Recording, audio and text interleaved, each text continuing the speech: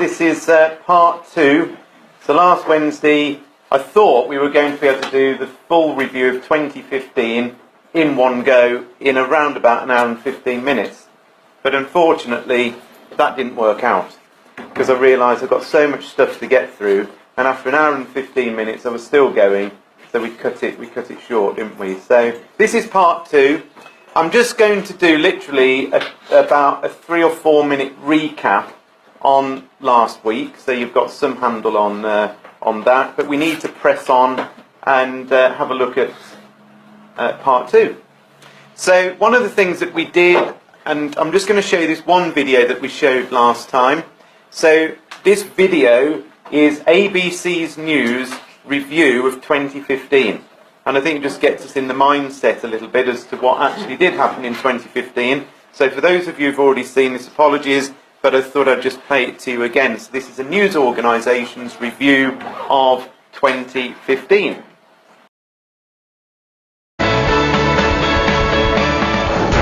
Breaking news, masked men opened fire at the offices of a controversial newspaper in Paris. 2 armed men entered the building and began opening fire. There's been a hostage taking at a kosher deli. Meanwhile, those 2 brothers suspected of the attack are holed up and cornered. Terrorists who traumatized this region for 3 days are dead, but not before leaving 17 innocent lives ended. Major new offensive launched by ISIS. The U.S.-led coalition is striking back. Are we winning right now? We're still building the forces. I'm confident we will win. The Russian passenger plane with 224 people on board crashes in Egypt. ISIS claimed it had brought down the plane. Vladimir Putin is vowing to take revenge. Devastating earthquake in Nepal. This is the race against time. Brick by brick, the desperate dig to find survivors. A growing crisis overseas. Migrants trying to escape their war-torn homelands attempting to get to Europe. President Obama is strongly defending that controversial deal to halt Iran's nuclear program. It is a good deal. You guys have been bamboozled, and the American people are going to pay for that. Bamboozled, outmaneuvered, outnegotiated. Were you fleeced? There's a lot of politics going on now. Breaking news. This comes out of France, where a German wings passenger plane has crashed. Disturbing new detail, the co-pilot intentionally crashed the plane into the mountains. The terror group ISIS claims responsibility for unprecedented attacks in Paris in 6 separate but coordinated bombings and shootings. The scene of the worst carnage at the Bataclan Theater. Witnesses say they saw these shooters arrive inside and begin firing indiscriminately. An international manhunt is now underway. Police carried out a deadly raid. The suspected ringleader is in fact dead. The soul of the city is intact. They have heavy hearts, but they are not going to succumb to fear. It seems another week, another tragic mass shooting. 9 people killed in an unthinkable crime in Charleston, South Carolina. What does it say about us that in 2015 somebody walks into a church and then shoots them one by one?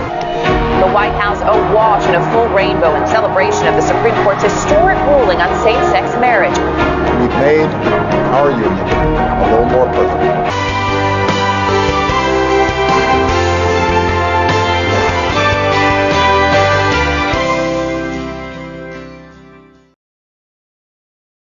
So that's what we had a look at, which is pretty disturbing stuff really, isn't it, when you see it all squished together.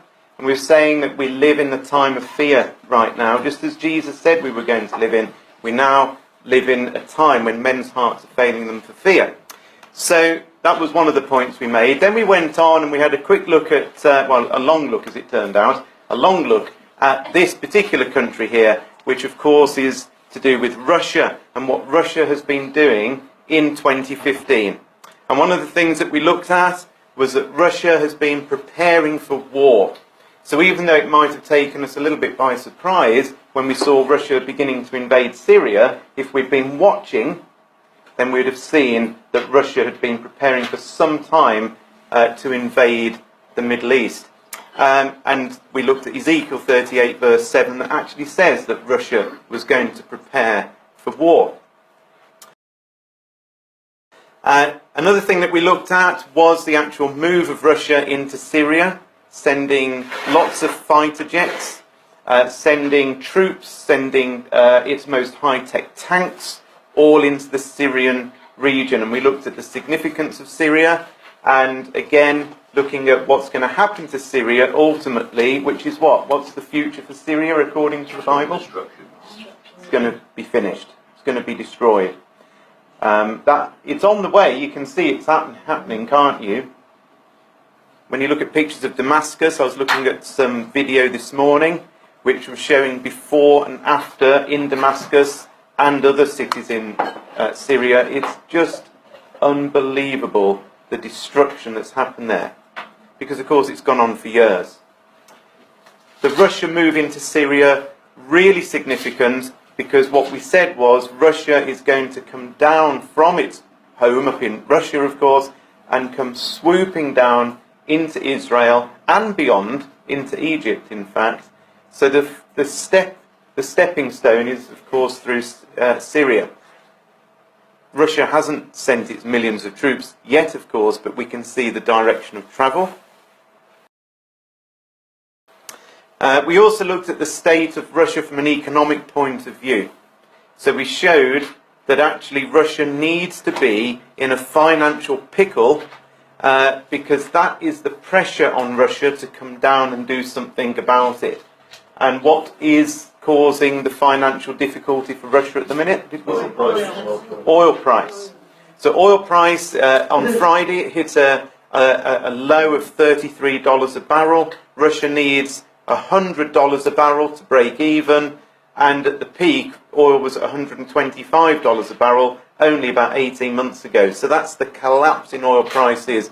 They're really struggling, and with Israel there is a very wealthy nation, and with humongous gas supplies that it's only just found, this is now very tempting for Russia to control that geographical area and control gas supplies as well.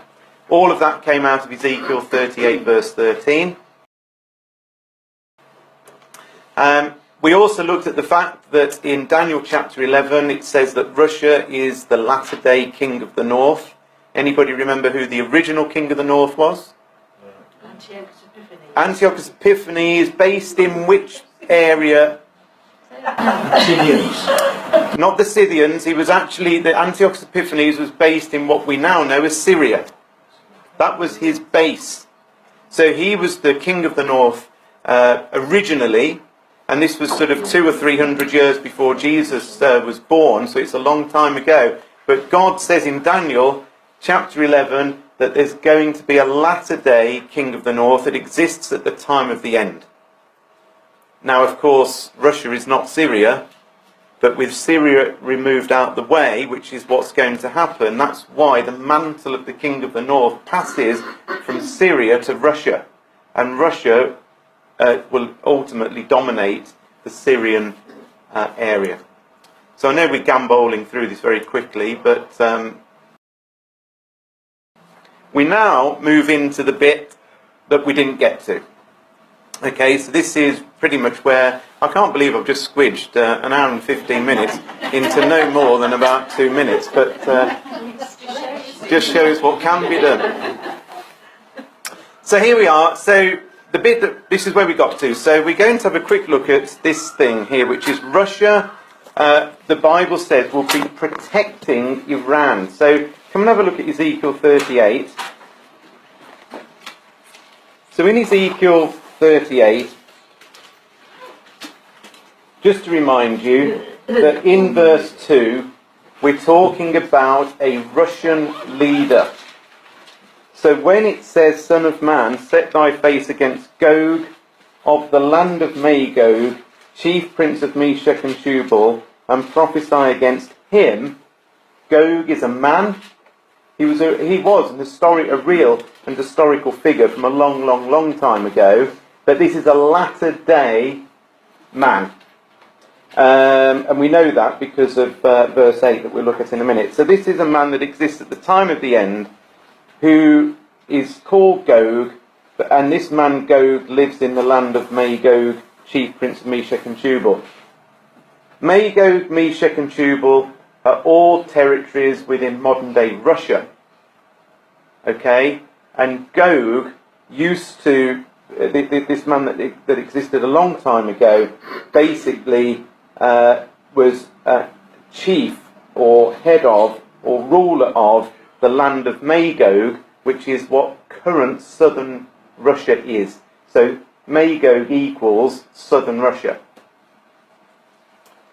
We know this man exists at the time of the end because in verse 8 it says, after many days you're going to be visited, and in the latter years, that means in the last years or the end of time, you're going to come into the land that's brought back from the sword and is gathered out of many people against the mountains of Israel. Well, Israel was only regathered in 1948, so Russia could not have done any of this stuff until post-1948. But the bit that we're just looking at here is in verse 7. We looked at the first bit, which was, be thou prepared, so go get yourself prepared. Get yourself ready. And what is he getting ready? Well, it's the huge army of verse 4. But notice then it says, be prepared and prepare for yourself, thou and all thy company that are assembled unto thee, and be thou a guard unto them. So the question is, well, who is Russia guarding, and who's this great company that's assembled with Russia? And the answer to that is in verse 5 and 6, because in verse 5 and 6 there's a list of nations that join Russia in invading Israel. And which nation is first on the list? Persia, exactly. And which nation is modern-day Persia? Iran. So one of the nations that Russia is going to guard is Iran, because that's part of the company. Okay, so in verse 7 it says, you and all your company that are assembled unto you, be a guard unto them. Now what does that mean? Well, a guard, it literally means to be a protector. So if you go to Buckingham Palace, who stood out the front? Guards. There's the guards, isn't there? They are protecting the Queen, aren't they? That's what they're doing. So if I tried to jump over the wall, the guards would grab me and say, no, you're not doing that. So effectively, what Russia, we're told, is doing is protecting or guarding, looking after Iran. But also the other nations as well. But we focus in on Iran partly because of time and partly because Iran's first on the list, and it's obviously the key ally to Russia. So let's have a look at some headlines to see in 2015, was Russia protecting and guarding Iran? So this was January the 20th last year. Russia and Iran signed military cooperation agreement. August the 11th, Iran and Russia hold war games. Iran joined Russia in fighting against ISIS in Syria. That was October the 14th. Russia to provide Iran with S-300 air defence missiles, November the 8th. Does that sound like Russia is trying to help Iran? Sort of does, doesn't it? Providing them with these missiles. What are they providing these for? It's to stop anybody going in and bombing Iran who might not like Iran. Which nation really is not happy with Iran? Israel. They're arch enemies. But there's also another nation that Iran has fallen out with, just Saudi Arabia. So we're going to look at that in just a second as well. So it seems to me that this is happening and that God said it would happen. You know, it isn't as if we're looking at the opposite. The Bible appears to be absolutely bang on, doesn't it, in terms of what it's saying. But there was another really big news story in reference to Iran in 2015. What was the big news story, the biggest of the lot? The agreement with America. That's what it was. So after years and years and years of America and Iran being at loggerheads, suddenly out of the blue, there's this Iranian deal over its nuclear development. So on the one hand, you've got Russia that's supporting Iran, and on the other side, you've suddenly out of the blue, and this has been going on for 30, 40 years, the antagonism between Iran and America, I'm sure you know, suddenly Obama does a deal with this guy here. And on that introductory clip, did you see some of the senators over in America saying, you've been bamboozled? You know, this is dangerous. If you listen to what Prime Minister Netanyahu in Israel says, he said this is a terrible, terrible deal because it's going to puff Iran up. It's brought them, you know, in from the cold and far from, you know, stopping them. It's actually going to encourage them. So here's what the Prime Minister of Israel said on April the 3rd. Netanyahu to Obama, Iran deal threatens Israel's survival. That was on April the 3rd. Fair nuclear deal to boost global security and peace, Iranian official said.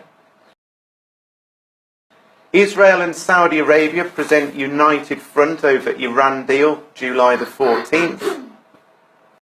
I think that was the last one. So, yeah, what we've got here, of course, is Israel and Saudi Arabia are uniting against Iran. Now, why is that interesting?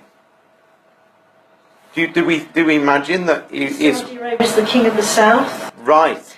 Saudi Arabia is king of the south. So if you have a look, you're still in Ezekiel 38. Yep. If you have a look in verse 13, where it says there, Sheba and Dedan and the merchants of Tarshish with all the young lions thereof shall say unto you, Gog, i.e. Russian leader, have you come to take a spoil? Sheba and Dedan is Saudi Arabia. So this means that Saudi Arabia is on the side of Israel at the time of the end. So you've got this big Russian invasion that comes down, which is Russia and Iran, parts of northern Africa and Turkey, that all come down and invade Israel. But the opposing force, and those who are saying, what the heck are you doing, is Sheba and Dedan, which is Saudi Arabia. Who's Tarshish? Britain. And America and Canada, Australia, the young lions, the offspring. So Britain's like the old lion and the young lions are the offspring of the UK. So that's sort of quite interesting, isn't it? Iran's missile tests remind the US that tensions have not ended. Now that was December the 30th. So this nuclear deal was done in the summer of 2015, and just months later, here we've got Iran still testing its missiles, totally against what it agreed to do. Because, of course, the missiles are a major, major issue, aren't they? If they haven't changed their spots. Just come and have a quick look. Keep your finger in Ezekiel 38, because we might come back to there in just a minute. But have a little look at Isaiah chapter 13. This is a remarkable chapter that we haven't really got a chance to put it in context properly. But this is the beginning. Isaiah chapter 13 is the start of 10 tribulations, national nightmares that lead up to the return of Jesus. They're called burdens in these chapters. So there's 10 burdens, and these burdens are like worldwide problems that can't be sorted out. And the first one on the list is Babylon. Where was ancient Babylon? If I wanted to fly to Babylon, which country would I go to? Iraq. This chapter 13 is all about events that we've seen recently in modern day Iraq with Saddam Hussein and so on, but we haven't got time to look at that. But in the same context as this great trouble over at Iraq, have a look at verse 17, because we're told there, behold, says God, I will stir up the Medes against them, which shall not regard silver, and as for gold, they will not delight in it. Their bows shall dash the young men to pieces. They will have no pity on the fruit of the womb, and their eyes shall not spare children. Now, who were the ancient Medes? It was the Medes and the Persians, wasn't it, from ancient history? So the Medes are also exactly the same people as modern day what? Iran. So you've got Babylon in major trouble, or Iraq in major trouble at the beginning of this chapter, And at the same time that this happens, Iran is stirred up. Now, they're stirred up in a very unpleasant way. It says they don't really care for cash. They're not bothered about gold and silver. And what's interesting about verse 18, what do you think? Their bows will dash the young men to pieces. What is a modern day bow and arrow? Missiles. Missiles, isn't it? It's missiles. In fact, in Jeremiah, equivalent passage to this, it says their bows are made bright. So it's like they're flash. It means to flash in the sky.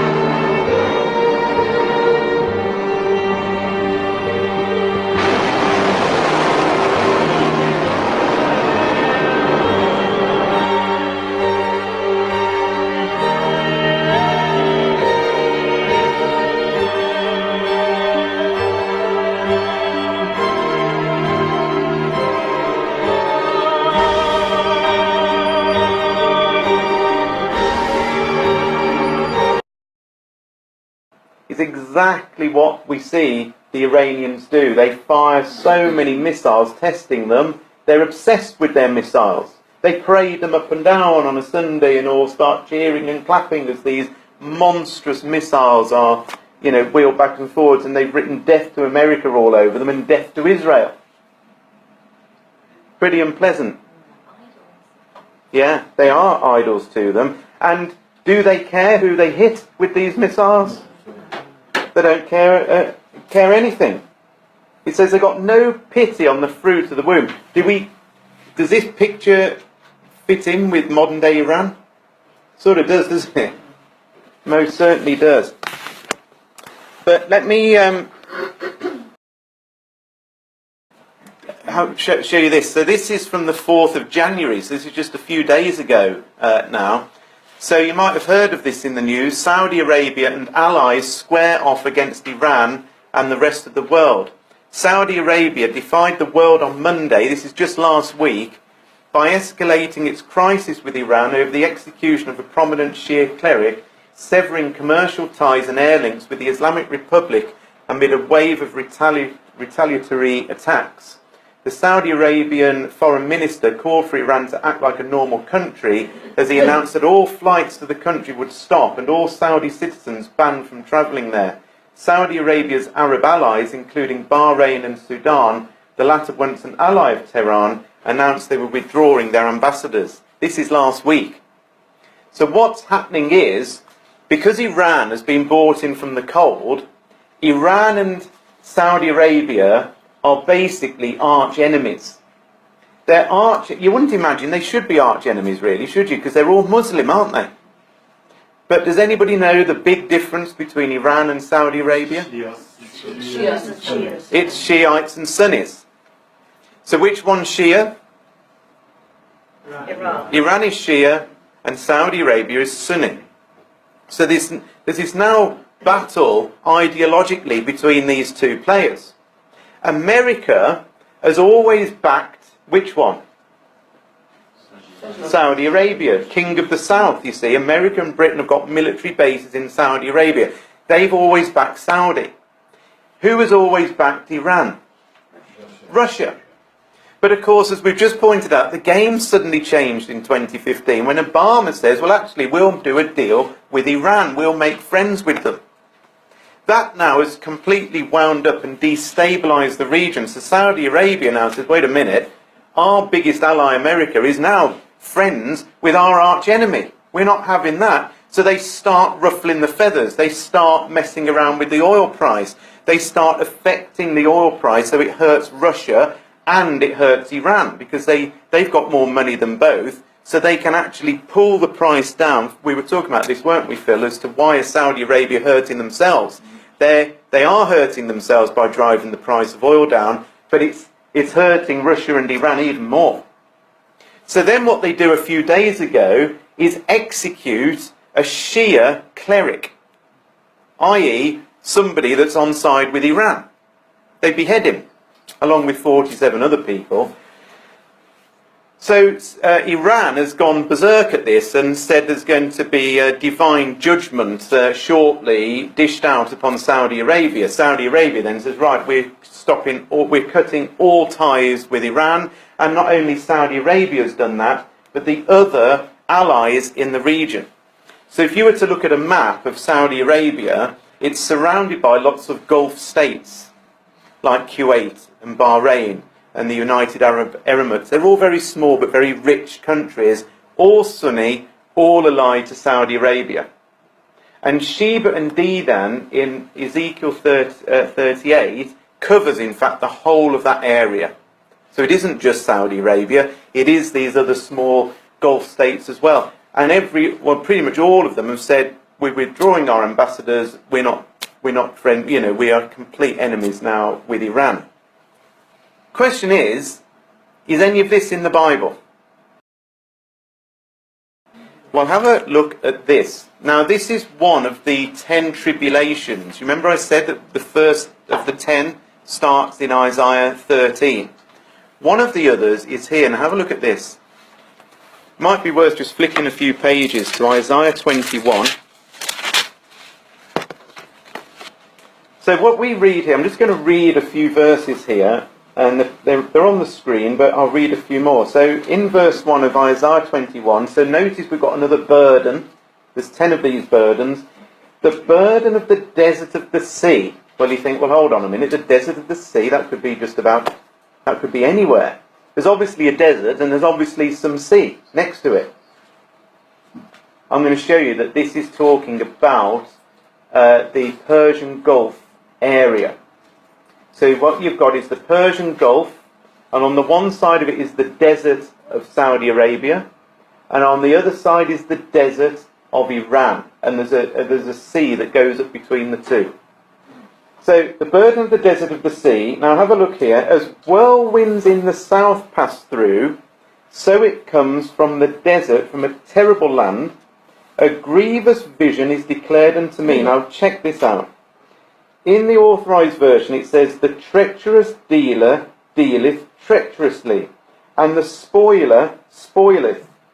Go up, O Elam, besiege, O Media, all the sighing thereof I have made to cease.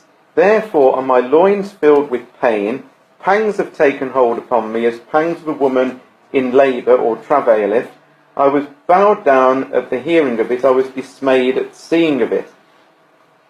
A little bit later in the chapter, in verse 13, you'll see that it's got the burden upon Arabia. Where do you think Arabia is? Saudi Arabia. So in this chapter, let me explain what we've got going on here. So first of all, we've got this thing about the desert of the sea. So it's somewhere where there's a desert next to the sea. And notice we've got whirlwinds in the south. And notice it's a grievous vision about somebody that's done a deal. But it's a treacherous deal. And the treacherous deal is by somebody that's dealing treacherously. See how it's repeating itself? Now, guess where Elam is? And guess where Media is? So here is Iran. There is Elam. It's in southwest Iran. And Media is just another word for the Medes, which is another word for Iran. The Medes covers this bit here, and Elam covers this bit here. Here's the Persian Gulf, look. On this side here is Saudi Arabia. On this side here is Iran.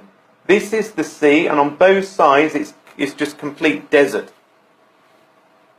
The desert of the sea is what's... Now, isn't this quite amazing? So in this verse 2, it says, in effect, there's a treacherous deal done by a treacherous dealer, and in the very same breath, it says Elam and Media, or Iran, then causes pain like a woman in travail. In the very same chapter, it's got the burden upon Saudi Arabia.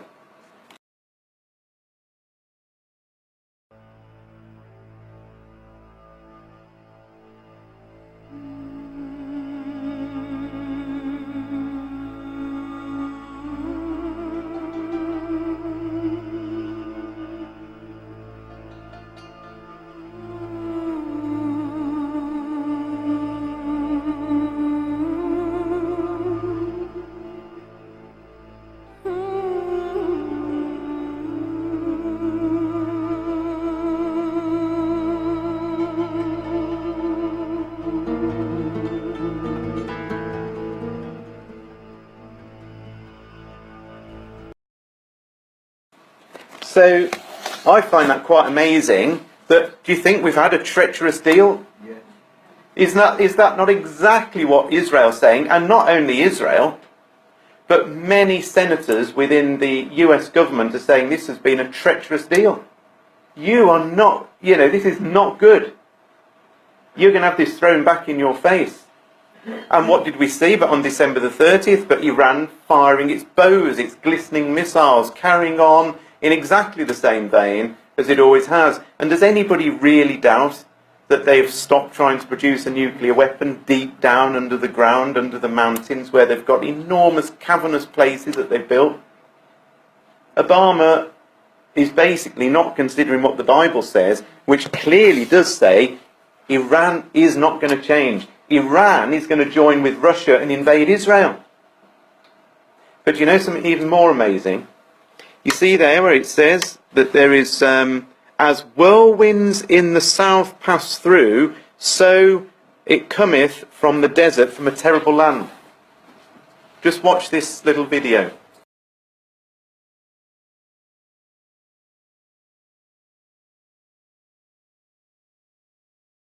The second cyclone in just a week has made landfall in Yemen, an incredibly rare thing and a deadly one.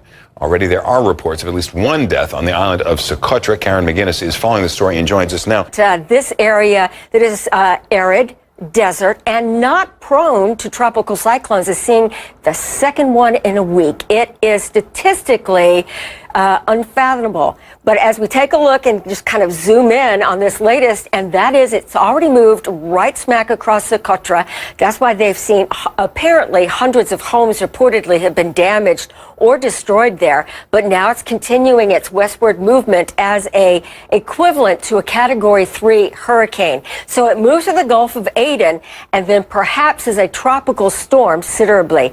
But statistically, that we would see a tropical cyclone in this part of the world and two back to back really is staggering. We'll keep you updated. Now that was November the 9th. So basically what we've got are these two incredible whirlwinds, hurricanes, cyclones that are going through exactly the same region. They're staggered by what they're looking at.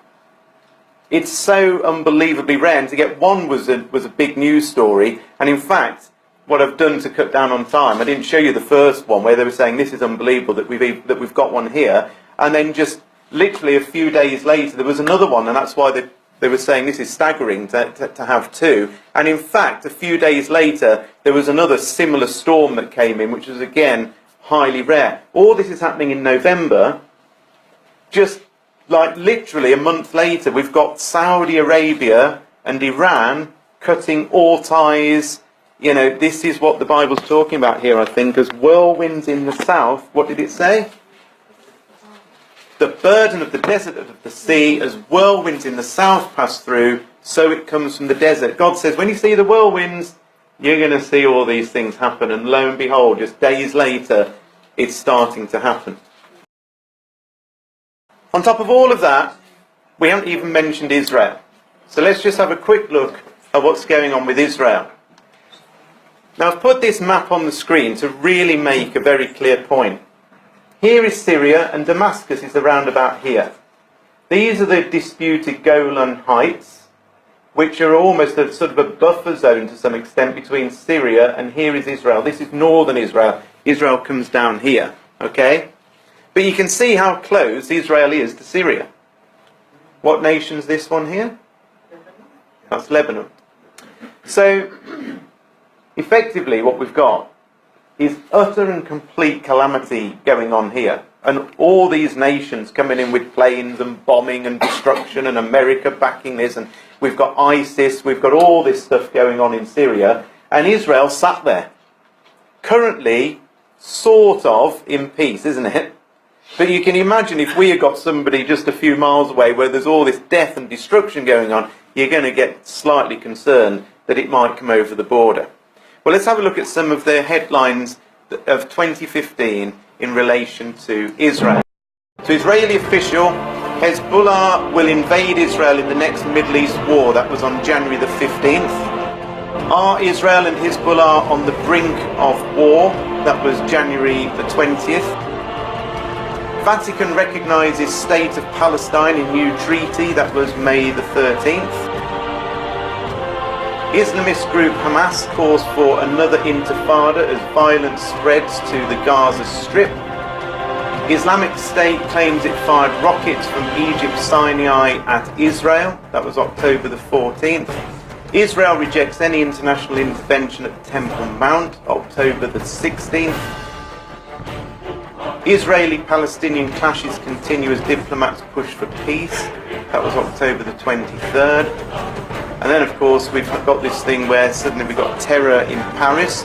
Well, what has that got to do with Israel? Did the terror attacks in Paris have anything whatsoever to do with the situation in Israel? And by the way, there's a reason why there's 3 frogs on there, which we're not covering now. But look what did happen.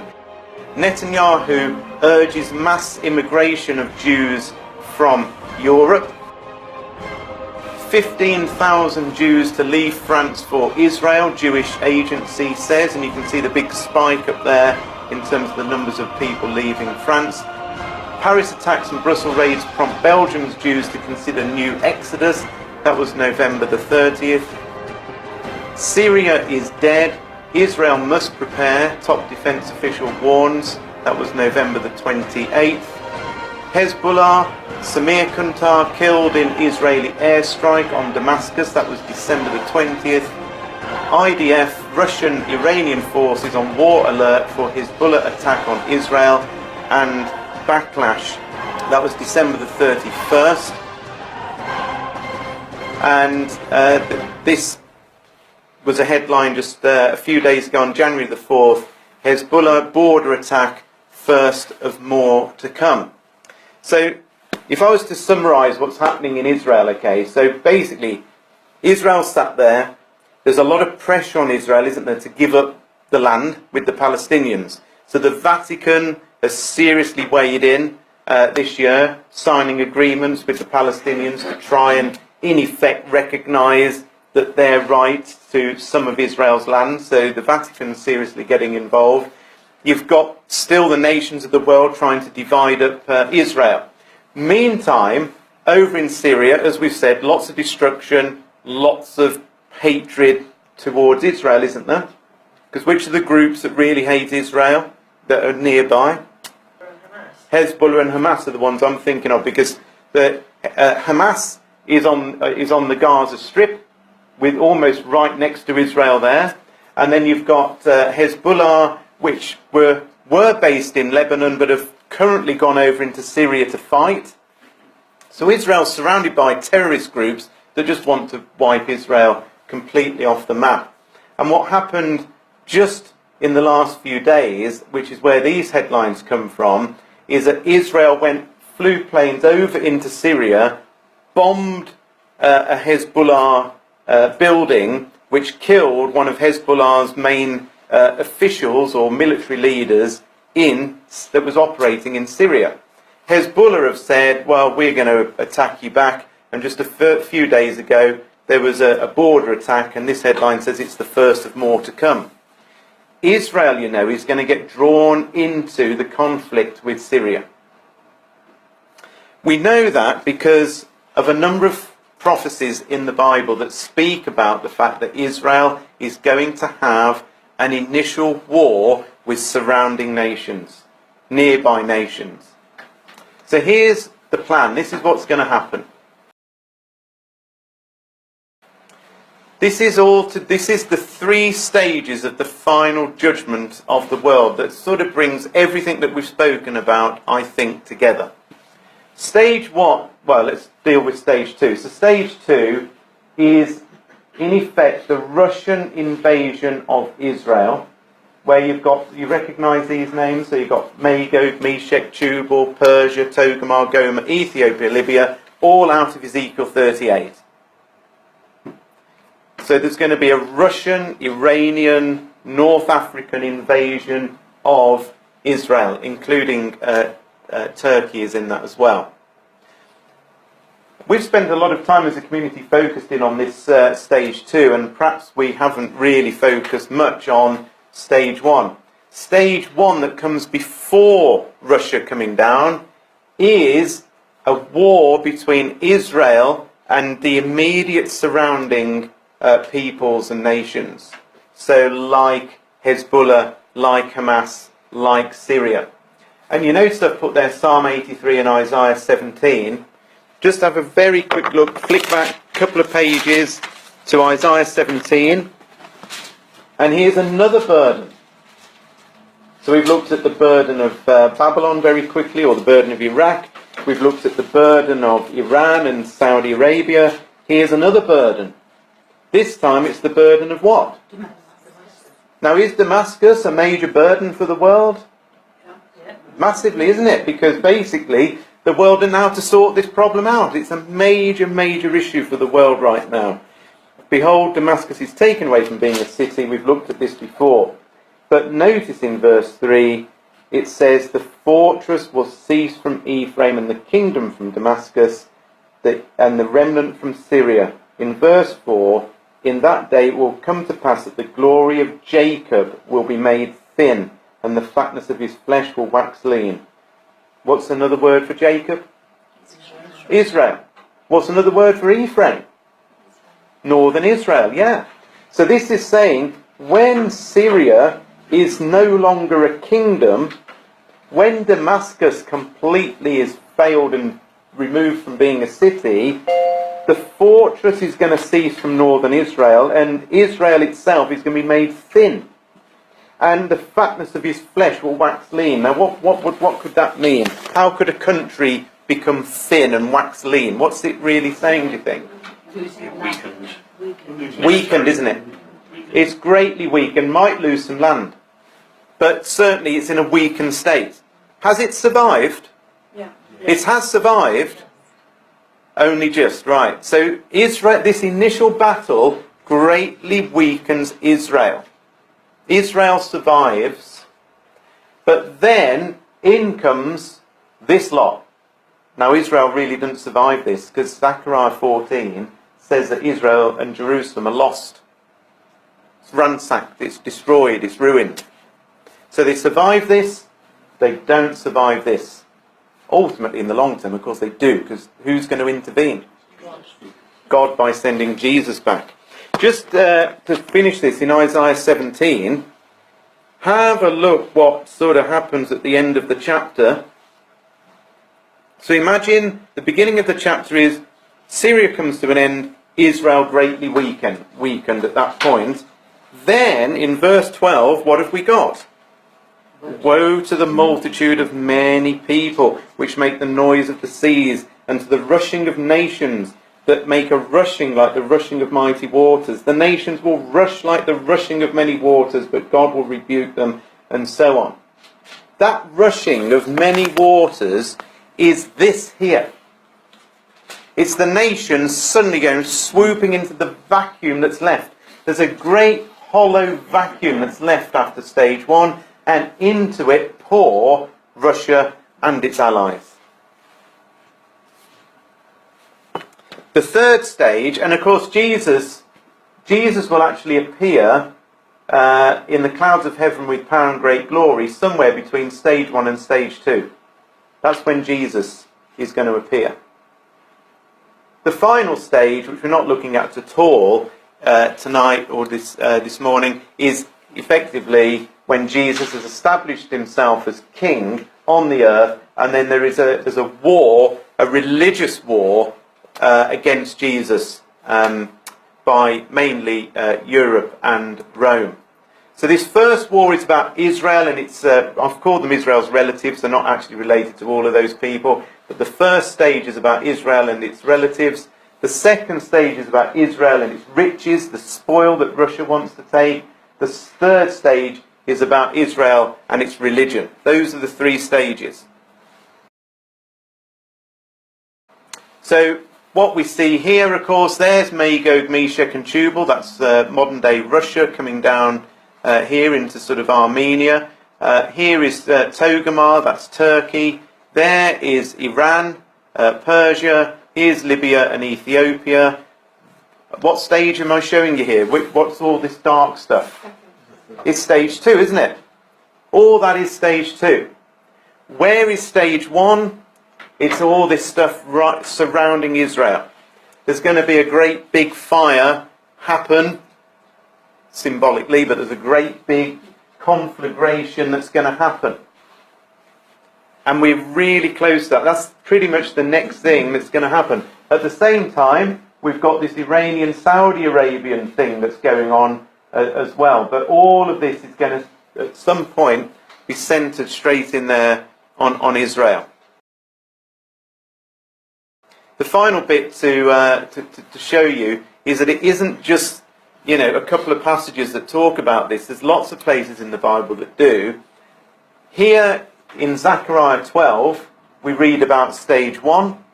Over there in Zechariah 14, we read about stage 2. So in Zechariah 12, it says, I will make Jerusalem like an intoxicating drink that makes the nearby nations stagger when they send their armies to Jerusalem and Judah. Does that sound like stage 1? It's nearby, isn't it? It's not like thousands of miles away, like Russia. This is nearby nations, nearby people. In verse 6 it says, on that day I will make the clans of Judah like a flame that sets a woodpile ablaze, or like a burning torch among the sheaves of grain. They will burn up all the neighbouring nations, right and left, while the people living in Jerusalem remain secure. So Jerusalem remains secure. It's northern Israel that takes the brunt of the attacks, and that's precisely where Hezbollah are, isn't it? It's north. Syria is north. So when the missiles, and I'm sure many of them will hit Israel, it's the north that's going to take a bit of a beating. Israel might do something utterly and totally cataclysmic to completely finish off the surrounding nations. Might even be nuclear. Because to finish off a whole city and cause it to never exist again is something that a normal bomb might not do. It might be a normal bomb, but something horrendous is going to happen to Damascus. It says that all the men of war in Damascus will fall in one day.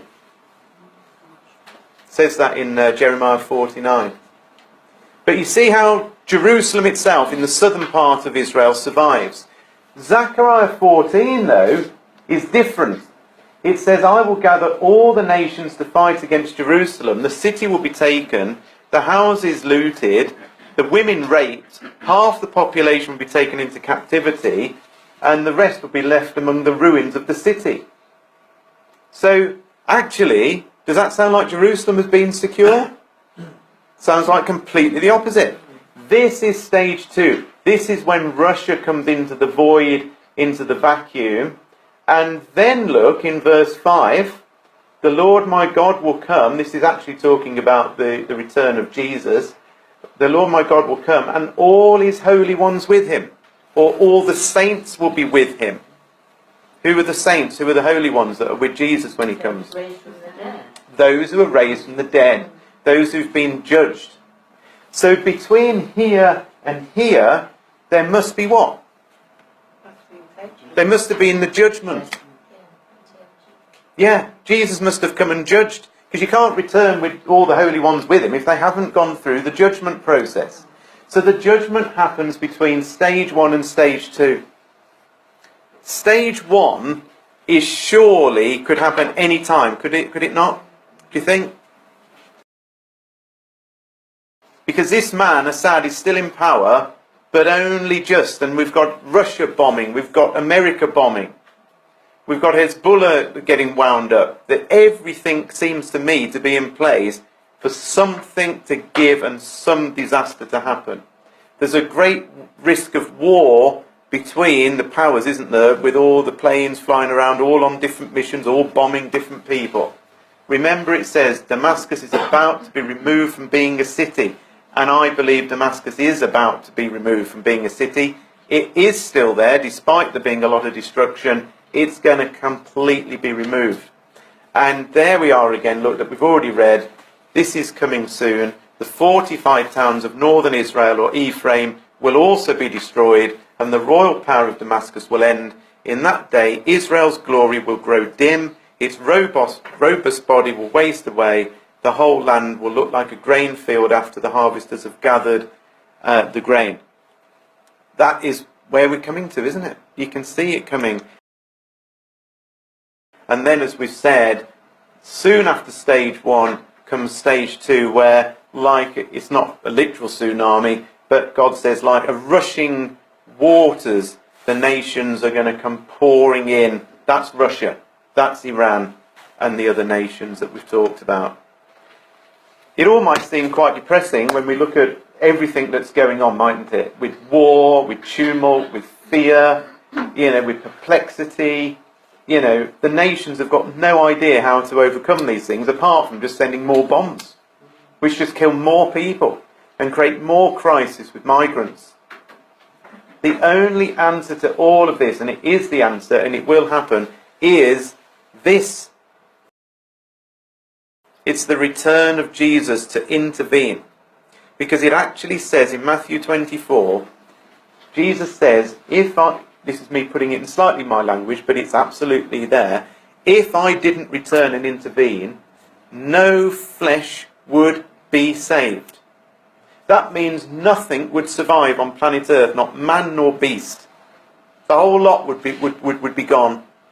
And you can see with the power of nuclear weapons exactly how, because that's on the cards, isn't it? Putin in the last few months have talked repeatedly about the possibility of using a nuclear weapon. Have you seen Hiroshima? Hiroshima was a terrifying bomb, wasn't it? Modern nuclear weapons are 40,000 times more powerful than what was dropped on Hiroshima. You imagine that? It doesn't want to be imagined. But that is the state of the world. When Jesus says, if I didn't intervene, no flesh would be saved, you can see that the world now has got the ability of bringing the whole lot to an end. It won't. Jesus will return. God's kingdom will be established. And all this horror and mess and these burdens and tribulations will come to an end when Jesus finally arrives and sets up his kingdom.